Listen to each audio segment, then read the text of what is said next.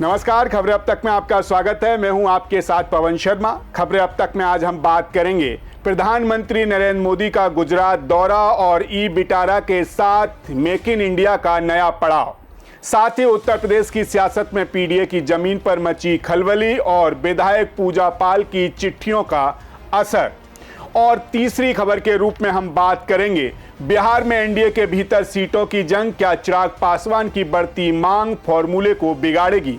और अंत में बात करेंगे कुल्लू मनाली से आई दर्दनाक तस्वीरें, जहां ब्यास नदी ने सैकड़ों जिंदगियों को मुश्किल में डाल दिया है। लेकिन इन सभी खबरों को विस्तार से समझने से पहले आइए नजर डाल लेते हैं इस वक्त की हेडलाइंस पर।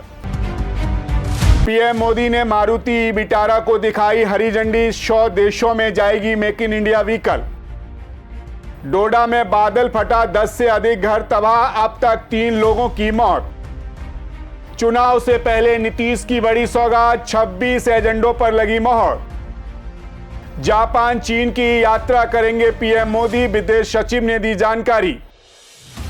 आप नेता सौरभ भारद्वाज के घर समेत 13 ठिकानों पर ईडी की छापेमारी, अस्पताल निर्माण घोटाले में कार्रवाई। कभी उम्मीद नहीं थी कि प्रधानमंत्री हमें चोर कहेंगे, पीएम मोदी की टिप्पणी पर भड़की सीएम ममता बनर्जी। बिहार में राहुल गांधी की वोटर अधिकार यात्रा में शामिल हुई प्रियंका गांधी, तेलंगाना सीएम भी पहुंचे। समुद्र में बड़ी भारत की ताकत, नौसेना में शामिल हुए आधुनिक युद्धपोत, युद्धगिरी और हिमगिरी। सोना चांदी आज भी हुआ महंगा, 1,08,27 रुपए पहुंचा 24 कैरेट गोल्ड। ट्रंप के 50% टैरिफ की आशंका से बाजार धड़ाम, सेंसेक्स 849 अंक टूटा, निफ्टी 24,800 के नीचे। तो चलिए अब शुरू करते हैं खबरों का सिलसिला और बात करते हैं अपने पहले मुद्दे के बारे में। प्रधानमंत्री नरेंद्र मोदी के आज गुजरात दौरे का दूसरा दिन है, जहां प्रधानमंत्री मोदी एक बार फिर से मेक इन इंडिया और आत्मनिर्भर भारत के मजबूत संदेश के साथ मौजूद हैं। आज मंगलवार 26 अगस्त को उन्होंने हसनपुर में सुजुकी के पहले वैश्विक रणनीतिक बैटरी इलेक्ट्रॉनिक्स ई बिटारा को हरी झंडी दिखाई है। आइए जानते हैं पीएम मोदी ने इस मौके पर क्या कहा और भारत के इलेक्ट्रिक वाहन क्षेत्र में क्या नए कदम उठाए जा रहे हैं। प्रधानमंत्री नरेंद्र मोदी ने हसनपुर में मारुति सुजुकी के पहले वैश्विक रणनीतिक बैटरी इलेक्ट्रिक ई बिटारा को फ्लैग ऑफ किया है। उन्होंने गर्व के साथ कहा, अब दुनिया के 100 से अधिक देशों में मेक इन इंडिया इलेक्ट्रिक वाहन दौड़ेंगे। भारत ने अब मेक फॉर द वर्ल्ड का लक्ष्य बड़े आत्मविश्वास के साथ हासिल करना शुरू कर दिया है। सुनिए उन्होंने क्या कुछ कहा। लेकिन साथियों, आप सभी आज दुनिया में आर्थिक स्वार्थ वाली राजनीति, सब कोई अपना करने में लगा है, उसे हम भली भांति देख रहे हैं। मैं अहमदाबाद की इस धरती से अपने लघु उद्यमियों से कहूंगा, मेरे छोटे छोटे दुकानदार भाई बहनों से कहूंगा, मेरे किसान भाइयों से कहूंगा, मेरे पशुपालक भाई बहन से कहूंगा, और मैं गांधी की धरती पे से बोल रहा हूं, मेरे देश के लघु उद्यमी हो, किसान हो, पशुपालक हो, हर किसी के लिए मैं आपको बार बार वादा करता हूं, मोदी के लिए आपके हित सर्वोपरि है। प्रधानमंत्री ने कहा कि इलेक्ट्रिक वाहनों के लिए बैटरी सबसे महत्वपूर्ण है। पहले भारत पूरी तरह आयात पर निर्भर था, लेकिन अब बैटरी निर्माण की शुरुआत हो चुकी है। ये पहल भारत के आत्मनिर्भर भारत मिशन को मजबूती देगा। पीएम मोदी ने सभी राज्यों से आग्रह किया है कि वे इस अवसर पर पूरा लाभ उठाएं और विकास की प्रतिस्पर्धा में आगे बढ़ें। उन्होंने कहा 2047 तक भारत एक विकसित राष्ट्र बन सकता है और इस लक्ष्य के लिए सभी को साथ मिलकर काम करना होगा।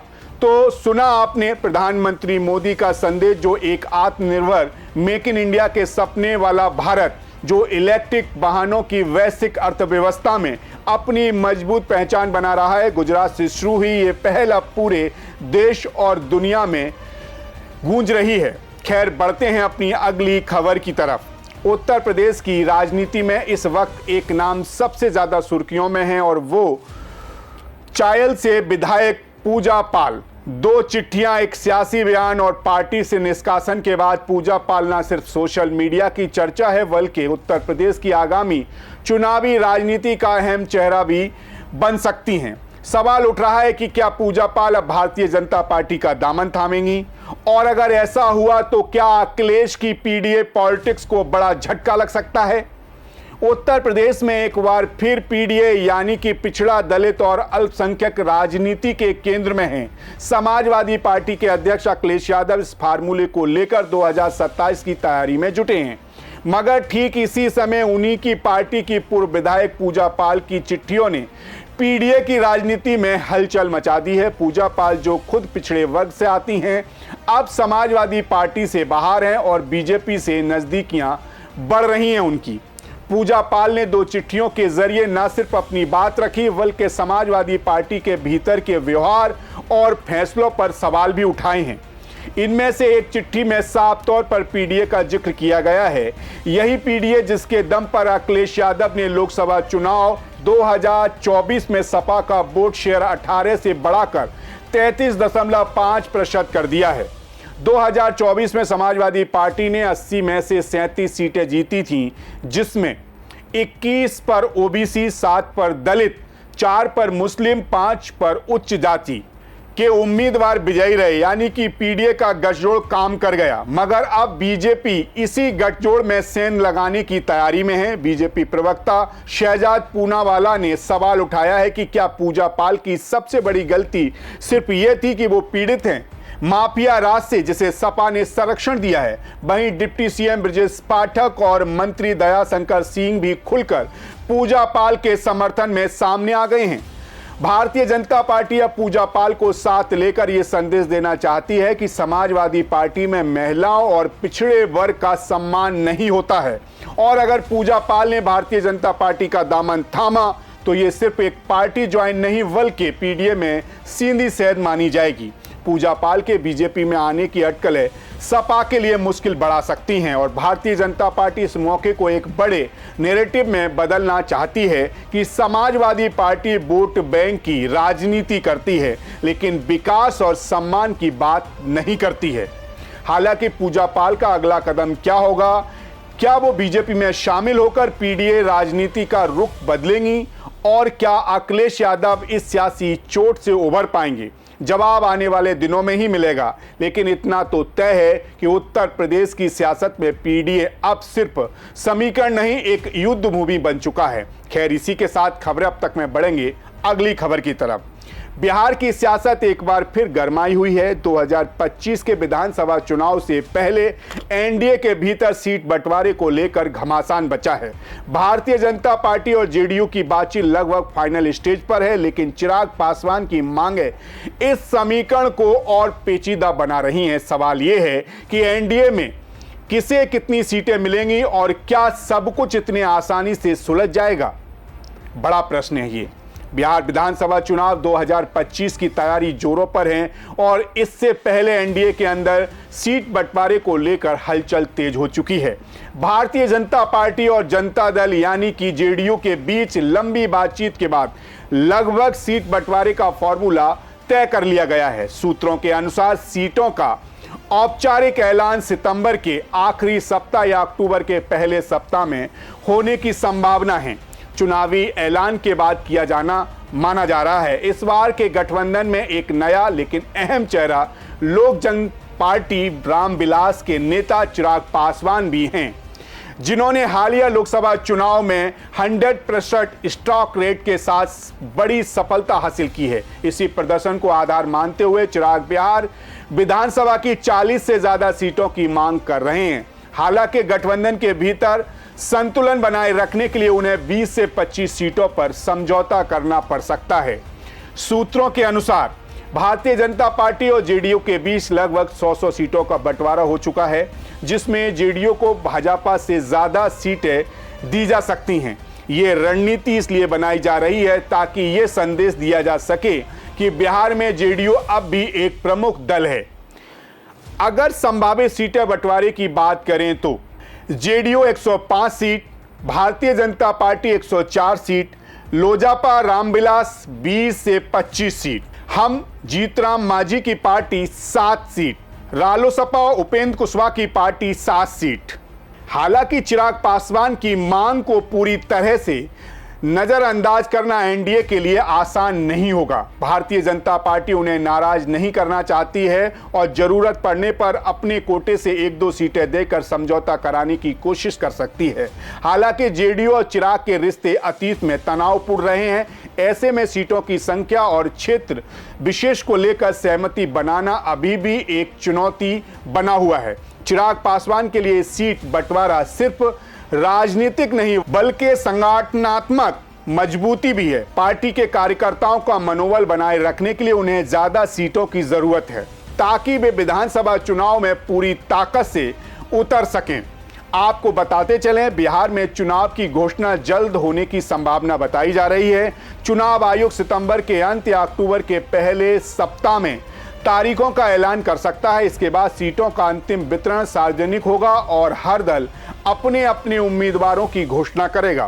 फिलहाल एनडीए की सभी निगाहें अगली मीटिंग पर टिकी हुई हैं, जहां सीटों के बंटवारे पर अंतिम मोहर लगाई जाएगी। असली मुकाबला मैदान में नहीं बल्कि बंद कमरे में चल रही है, जहां सीटों का हर अंक भविष्य की सरकार की शक्ल बनाना तय माना जा रहा है। चिराग को क्या मिलेगा और क्या सब मिलकर लड़ पाएंगे, ये सवाल ही बिहार की सियासत को अभी गर्म बनाए हुए है।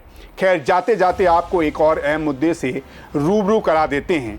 हिमाचल प्रदेश का कुल्लू, जहां हर साल लाखों लोग सुकून और शांति की तलाश में आते हैं, जहां कुदरत का कहर टूटा है, ब्यास नदी उफान पर है और हालात बेहद गंभीर हो चुके हैं। बारिश थमने का नाम नहीं ले रही है और हर बीतता पल लोगों के लिए एक नई चुनौती लेकर आ रहा है। जी हां, ब्यास नदी का रौद्र रूप अब कुल्लू और मनाली की पहचान पर ही खतरा बन गया है।